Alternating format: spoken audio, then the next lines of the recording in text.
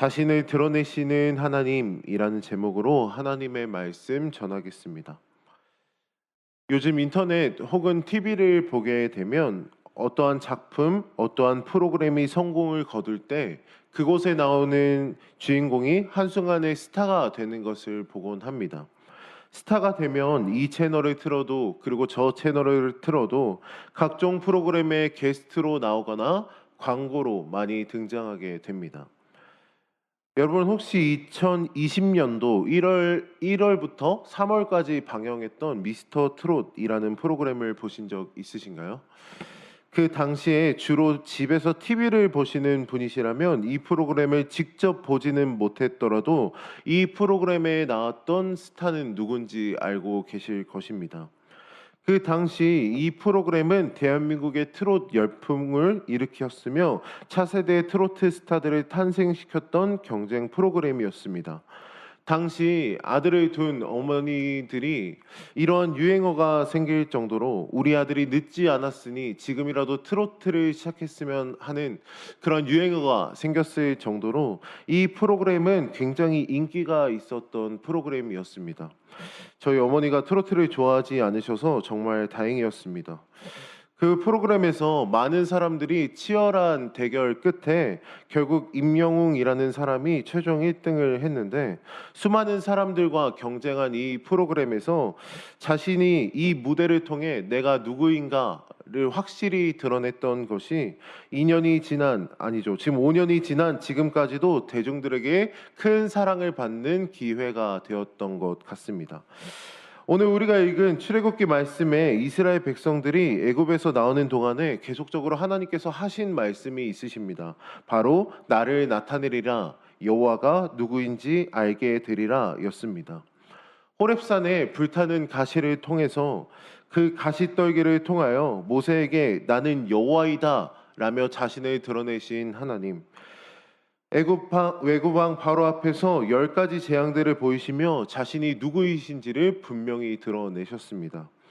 애굽인들이 섬겼던 그 어떠한 신도 하나님 앞에서는 거짓이었으며 살아있는 권력이자 신의 아들이라고 불렸던 바로 역시 하나님 앞에서 무능력한 존재임을 10가지 재앙들을 통하여 하나님께서 애굽 사람들에게 분명히 나타내 보이셨습니다. 세상 모든 만물을 통치하시며 하나님께서 직접 다스리시고 계심을 애굽 사람들에게 알리셨으며 또 이스라엘 백성들에게도 알리셨습니다.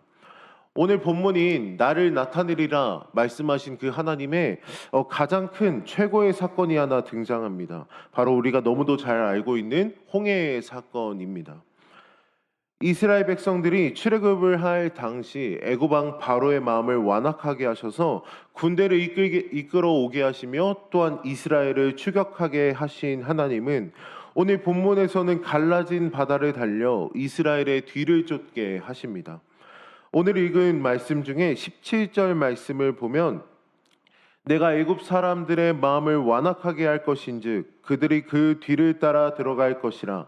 내가 바로와 그의 모든 군대와 그의 병거와 마병으로 말미암아 영광을 얻으리니. 이처럼 하나님께서 끝까지 바로와 그의 군대의 마음을 완악하게 하신 이유는 무엇일까요?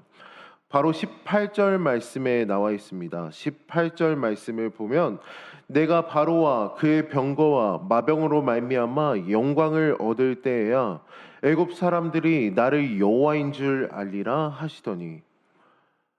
바로와 그의 모든 군대가 홍해 한가운데 패배함으로 그들이 몰살당하고 패배당할 때에야 애굽 사람들은 하나님을 알게 될 것이다라고 말씀하십니다.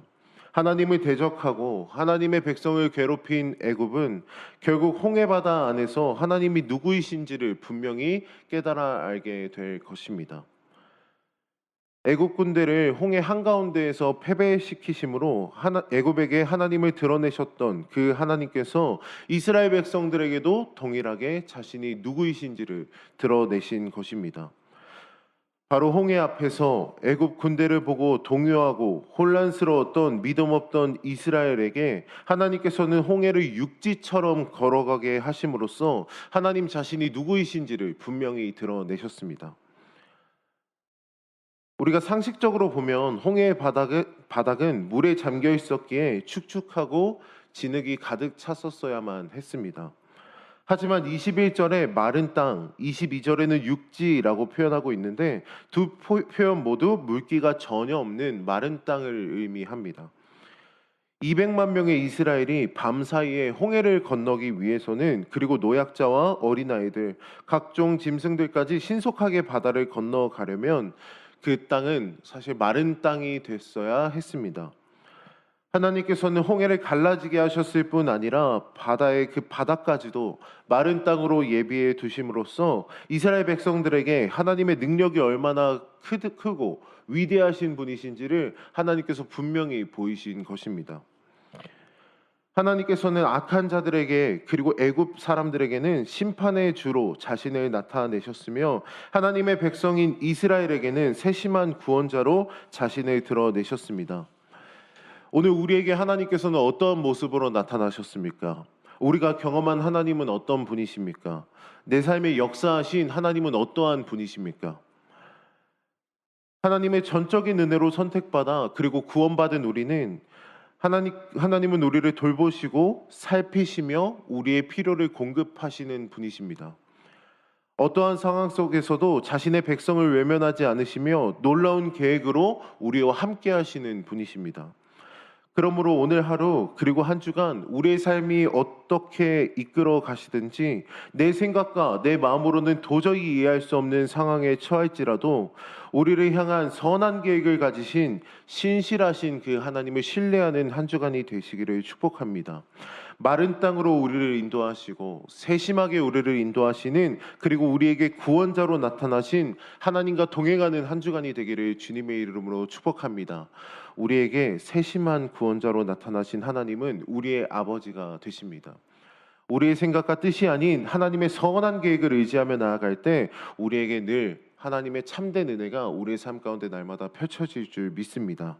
우리에게 구원자로 나타나신 하나님과 동행함으로 오늘 하루도 평안과 기쁨 가운데 살아가는 저와 여러분들의 삶이 되시기를 주님의 이름으로 축복합니다. 기도하겠습니다.